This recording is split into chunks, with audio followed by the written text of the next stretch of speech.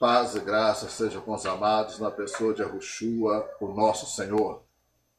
A mensagem que quero compartilhar com os irmãos tem por título A Pretensa Queda de Hassatã. As escrituras base para a mesma se encontra em Ezequiel no capítulo 28 e Isaías no capítulo 14. Os irmãos confiram o texto à parte. Prezado irmão, prezada irmã, existe no meio evangélico ensinamentos que são transmitidos a muitos, repetidos por gerações de mestres, recebidos por tradição, os quais, na verdade, estão longe da Escritura Sagrada, os quais jamais foram analisados com o cuidado necessário à luz das Escrituras. A tradição tem substituído o texto sagrado em muitas doutrinas. Os ensinadores, com medo de se expor, preferem repetir o que muitos mais falaram antes, dentro da esfera do argumento da autoridade. E o que é o argumento da autoridade? É o seguinte: se um homem é importante dentro da sua igreja, ou se já fez algum curso de nível superior, tudo o que ele diz é considerado verdade por muitos, principalmente se esse tiver escrito um livro. Costumo sempre fazer esta pergunta: você crê mais na Bíblia ou nos ensinamentos de sua denominação? Muitos, surpresos, respondem: e, por acaso, a minha denominação ensina algo que não está nas Escrituras? Bem, prezado irmão e irmã, apesar disso parecer quase impossível, vou lhes dizer: todas as denominações que eu conheço ensinam muitas coisas que não se encontram na santa palavra do Eterno. Foram herdadas da Igreja Católica, que por sua vez herdou dos mitos e narrativas do paganismo. Não foi por acaso que um dos mais notáveis homens de Deus que já li, Ben Adam, escreveu as seguintes palavras: quando digo que, hoje em dia, para a grande massa do público professadamente religioso, a Bíblia é um livro quase que totalmente desconhecido, estou simplesmente anunciando uma verdade. O estudo da Bíblia, como meio de se procurar conhecer a vontade do Eterno sobre algumas particularidades, praticamente morreu, e a leitura devocional das Escrituras Sagradas, até mesmo entre os crentes evangélicos, é uma exceção, quando deveria ser a regra. Ben Adam. Quando apresentamos os textos bíblicos analisados, a surpresa é maior, pois descobrem que tradição nas igrejas tem, em muitos casos, substituído a palavra do Eterno. O ensino tradicional é de que Hassatã era um anjo bom, que viveu no céu, tinha a categoria de arcanjo, era regente do coral celestial, Mas um dia, movido pela inveja, cheio de cobiça, cheio de vaidade, resolveu insurgir-se contra a autoridade divina. Moveu uma grande rebelião contra Deus, seduziu um grande número de anjos e foi expulso do céu. Isso é o que a tradição ensina. Mas, no entanto, as Escrituras, em parte alguma, diz que Rassatã foi o anjo de luz que se rebelou. Nessa hora houve uma catástrofe tão grande que a terra que havia sido criada por Deus de maneira tão bela passou a ser sem forma e vazia.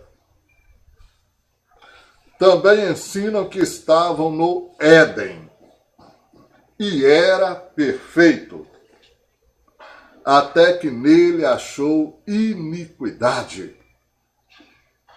Pois bem, se sua queda se deu no Éden, como é ensinado ou como ensinam que a grande catástrofe que destruiu a forma da terra se deu lá no princípio, pergunto, quando ele caiu? Quando é que ele caiu? E se ele caiu lá no princípio da criação, como é que no Éden ele ainda era perfeito?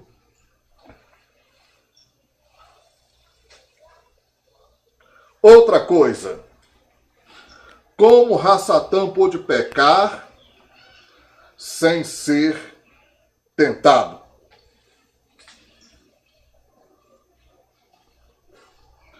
Se alguém por acaso o tivesse tentado, não teria sido Deus. Porque Deus não pode ser tentado pelo mal e a ninguém tenta. Confiram Tiago, capítulo 1, verso 13.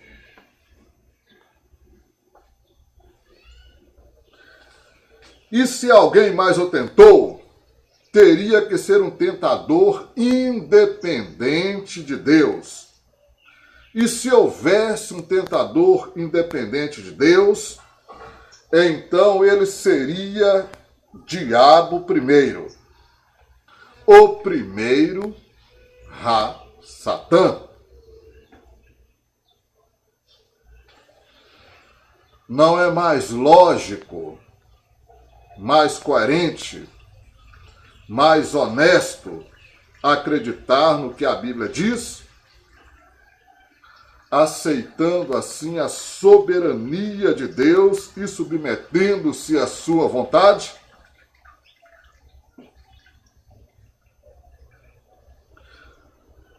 Você, meu irmão, minha irmã, está disposto a acreditar mais na Escritura, mais na Bíblia, mesmo que o que ela disser seja diferente do que ensinam as autoridades da sua igreja?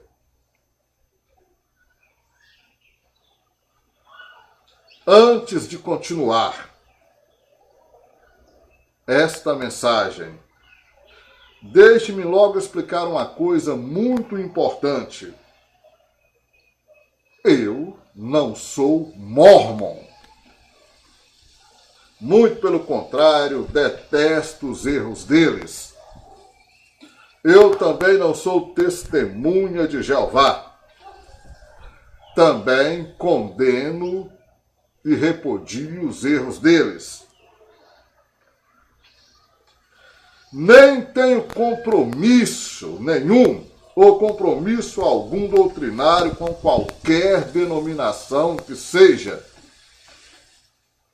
Tenho compromisso apenas com o Eterno.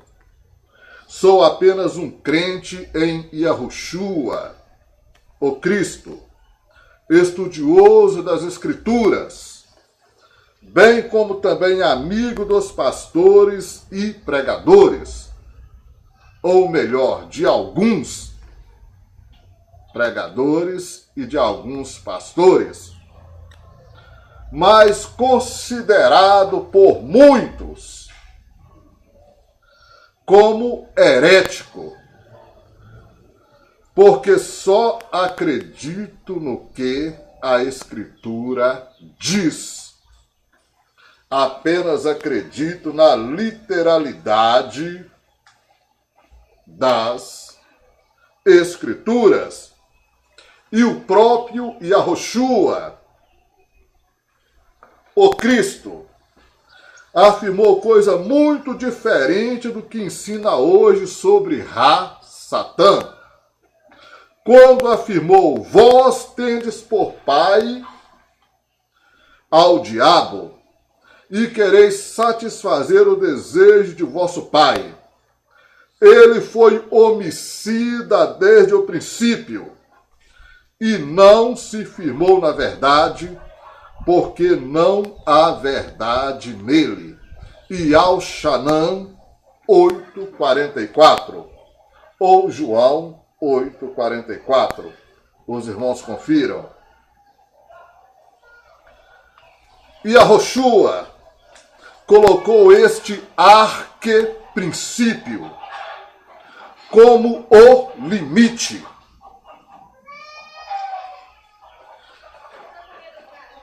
Satã jamais se firmou na verdade. Nem uma hora, nem um minuto ou um segundo, Satã firmou na verdade. Repito, nem uma hora, nem um momento, nem um segundo, Satã se firmou na verdade. Assim sendo, então ele é o diabo desde o princípio. O Eterno fez com esta finalidade, para, opondo-se ao seu plano cósmico eterno, dar opções para os seres criados fazer uma escolha entre o bem e o mal. O bem e o mal são criações de Deus no plano metafísico. Isso mesmo. O bem e o mal são criações do Eterno no plano metafísico. E se no plano epistemológico, pragmático, ou simplesmente na realidade terrena, vemos a tremenda oposição entre o bem e o mal. Assim sendo, no plano metafísico, ambos convergem para o cumprimento do plano do eterno Criador, do plano do eterno Deus. Deus transcende o bem e o mal. Ele é soberano, ele é supremo, ele é superior a tal esfera, não dependendo das nossas medidas ou julgamento. Ishayahu, ou Isaías, afirma que Deus é o próprio criador do mal. Se ele não fosse o criador do mal, teria que haver um outro Deus que o fizesse. Ou então Deus teria que ser aquela entidade dualística ensinada pelo taoísmo, hinduísmo e outras crenças. Deus, bem, mal. Deus, bem, Deus, mal. Veja o que diz Isaías. Eu formo a luz e crio as trevas. Eu faço a paz e crio o mal. Eu o Senhor, faço todas essas coisas. Isaías 45, verso 7. Alguns teólogos,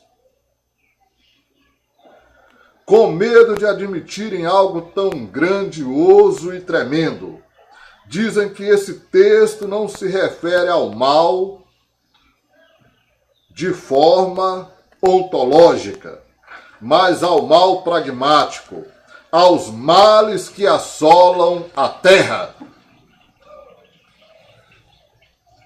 Se assim fosse, Deus teria dito o seguinte: eu crio os males.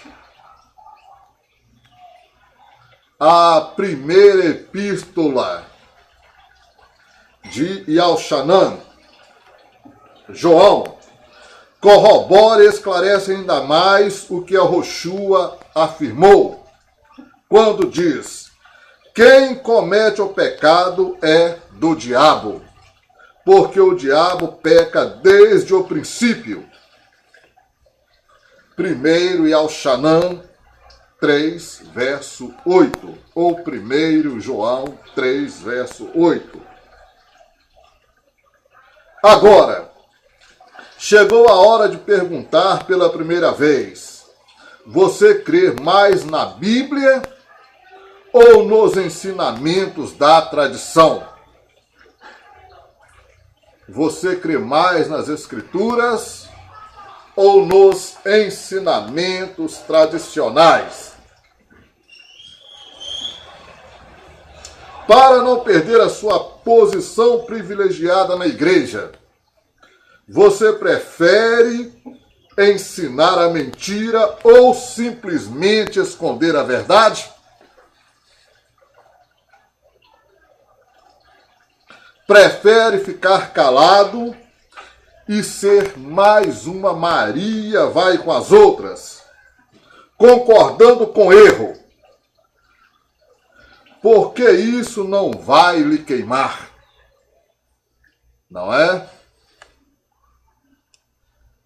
Existe algum exegeta mágico que seja capaz de distorcer esses dois textos, procurando alguma outra explicação para o princípio?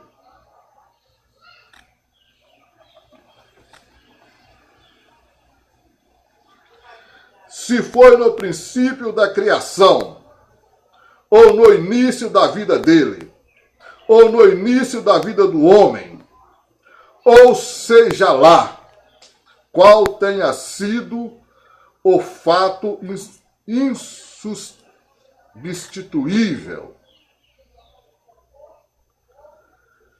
é que quando Ra-Satã começou a existir,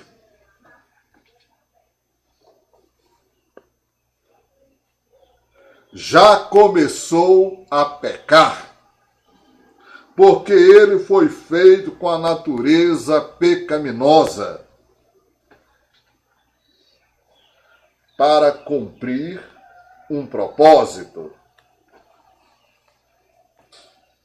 É difícil de acreditar, mas te digo, é o que as Escrituras deixam claro.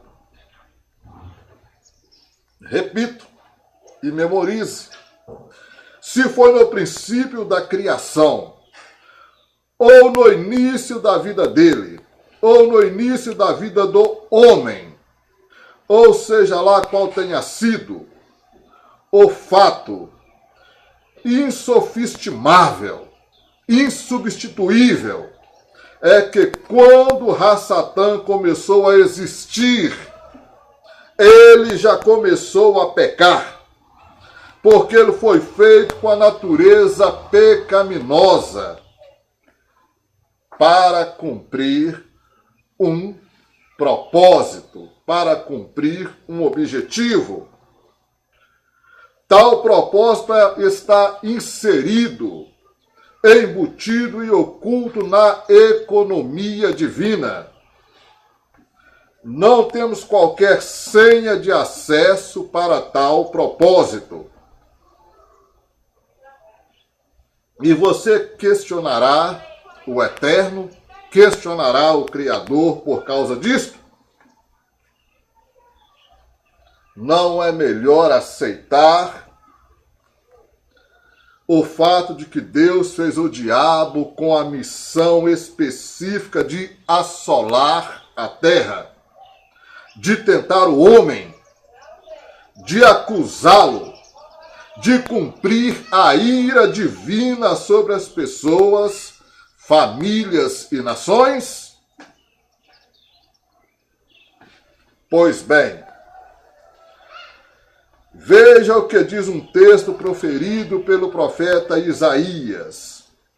Eis que eu criei o ferreiro, que assopra as brasas no fogo, que produz a ferramenta para a sua obra. Também criei o assolador para destruir. Isaías 54, verso 16. Os irmãos confiram o texto, o versículo, por favor. Os únicos textos usados pelos que advogam que Rassatã era bonzinhos são Ezequiel, ou Ezequiel capítulo 28, e Ixaial capítulo 14, Isaías capítulo 14. Também se refere à citação de que Yahoshua faz em relação a Satanás ter caído no céu. Vamos analisar cada um deles. Quando Yahoshua enviou os 70 para realizarem a obra inicial da evangelização, eles saíram entusiasmados e voltaram mais entusiasmados ainda quando viram o resultado do trabalho realizado. Eis o que diz em Lucas: e voltaram os 70 com alegria, dizendo: Senhor, pelo teu nome, até os demônios se nos sujeitam. Lucas 10, verso 17. Prestem atenção. Até aquele tempo jamais um demônio havia sido expulso. Até aquele tempo, jamais um demônio havia sido expulso. Era o início de algo completamente novo e completamente espetacular. Vemos, por exemplo, casos como o de Saul, em que um mau espírito da parte do Senhor vinha para atormentá-lo. E Davi, tocando a harpa, o aliviava. Mas não se fala ali de expulsação de demônio ou de expulsão de demônio. Em momento algum se refere ali de expulsar demônio. Ao ser iniciada a batalha, a guerra, a batalha espiritual na terra, para destruir as obras do diabo, Rassatã, o príncipe da potestade do ar, vendo que seu império estava se desmoronando, resolveu descer até o nível da terra. Entenderam? Ao ser iniciada a batalha espiritual na terra para destruir as obras do diabo, o próprio Rassatã, o príncipe das potestades do ar, o príncipe deste mundo, vendo que seu império estava se desmoronando, resolveu descer até o nível da terra. E Yahoshua, vendo o que acontecera, usou o pretérito imperfeito do verbo e afirmou: eu via Satanás como raio cair do céu. Lucas 10, verso 18. Não existe nessa frase do Cristo qualquer ideia de que Satanás era bom e depois se tornou mal. Em hipótese alguma existe isso. Vamos analisar agora alguns detalhes importantes de Ezequiel 28. O texto é mais utilizado por exegetas impacientes para tentarem provar que Rassatã um dia foi bom e depois se tornou mal. Abra a sua escritura ou a sua Bíblia.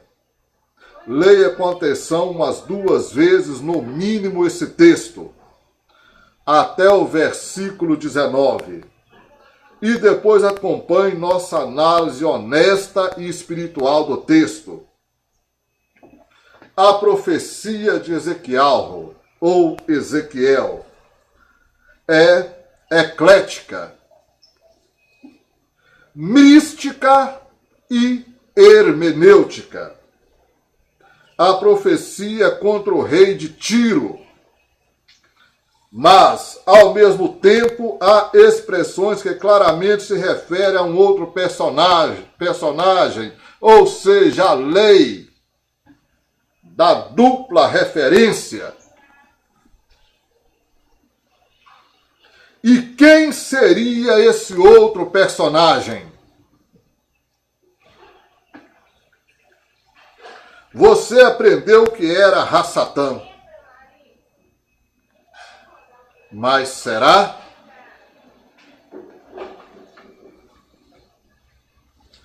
Será mesmo que era Rassatã? No início, tal personagem é apresentado cheio de vaidade e orgulho espiritual, ao ponto de querer ser igual a Deus. E no versículo 9 descobrimos que, no momento que ele se apresenta como Deus, a palavra diz que ele é homem e não Deus. Ora, se ele é homem, evidente que não pode ser Rassatã, porque Satanás é de esfera espiritual, não é humano, não é homem. Se não é Rassatã, nem é o rei de Tiro, é alguém muito importante no plano do Criador, é alguém muito importante no plano de Deus. Quem? Quem? Na segunda parte do texto, que vai do verso 11 ao 19, parece que tudo muda por completo. Não podemos mais pensar nesse personagem em termos do rei de Tiro. É alguém tão especial que vamos citar todo o texto. Filho do homem, levanta uma lamentação sobre o rei de Tiro, e diz-lhe assim: assim diz o Senhor Yahweh, tu és o aferidor da medida, cheio de sabedoria e perfeito em formosura. Estavas no Éden, jardim de Deus. Toda pedra preciosa era a tua cobertura, a sardônia, o topázio, o diamante, a turquesa, o ônix, o jaspe, a safira, o carbúnculo, a esmeralda e o ouro. A obra dos teus tambores e dos teus pífaros estava em ti. No dia em que foste criado, foram preparados. Tu eras querubim ungido para proteger, e te estabeleci no monte santo de Deus. Estavas. No meio das pedras afogueadas andavas. Perfeito era nos teus caminhos, desde o dia em que foste criado, até que se achou iniquidade em ti.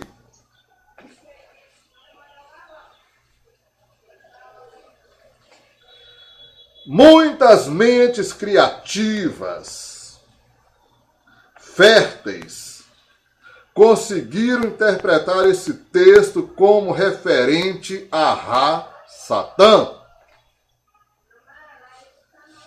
Isso mesmo. Muitas mentes de mestres, ensinadores, mentes férteis, conseguiram perverter esse título. Conseguiram interpretar esse título como referente a Ra-Satã. Se o texto fala de Satanás, perguntamos, o que ele estava fazendo no Éden, junto com Adão?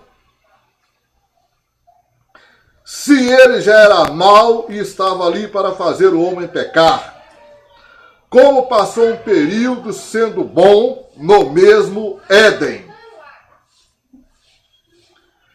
Se ele era querubim protetor, ou cobridor, ou guarda, como significa sua função? Ou melhor, a de um querubim, pois querubim é um guarda, um guardião.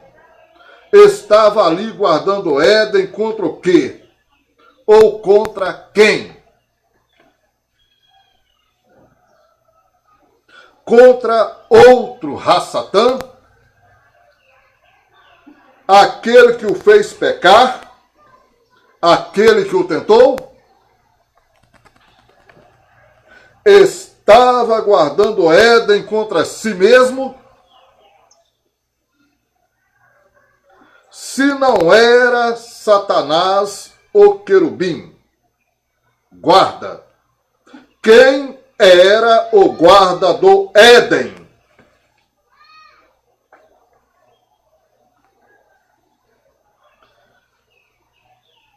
A Bíblia sempre responde à própria Bíblia. Sempre. Leiamos Gênesis, Bereshit 2:15. E tomou o Senhor Deus o homem, e o pôs no jardim do Éden para o lavrar e o guardar.